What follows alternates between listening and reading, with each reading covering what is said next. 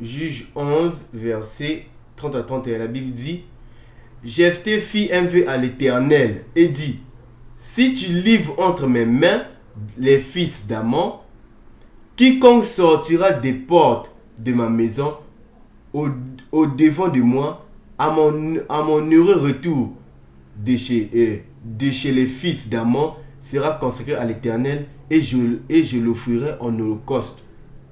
Ici, là, Jephthé fait un vœu à l'Éternel, le Dieu d'Israël de la Bible ici, en disant à Dieu que si tu me livres les fils d'Ammon, parce qu'ils étaient en guerre, si tu me livres les fils d'Ammon, quiconque sortira de ma maison là, de ma porte, quiconque sortira de la porte de ma maison là, je vais l'offrir comme sacrifice à toi le Créateur. Ça, c'est Jephthé qui disait, faisait un vœu au Créateur, que la Bible appelle le Dieu d'Israël.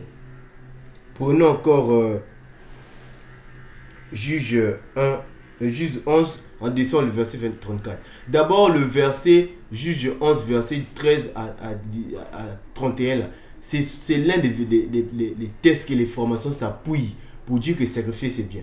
Prenons, en descend en bas 34, la Bible dit: Jephthé retourna dans sa maison et Mitzpah, et voici sa fille sortie devant de lui avec des tambourins et des danses. C'était son unique enfant. C'était son unique enfant. Il n'avait point de fils et point d'autres filles. Dès qu'il la vit, il déchira ses vêtements et dit: Ah, ma fille, tu me jettes dans l'abattement. Tu es au nombre de ce qui me trouble. J'ai fait un vœu à l'Éternel et je ne puis le révoquer.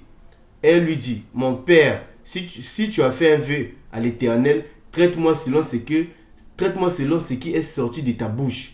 Mais maintenant que l'Éternel t'a vengé de tes ennemis, des fils d'Ammon, verset 37, et elle dit à son père: Que ceci me soit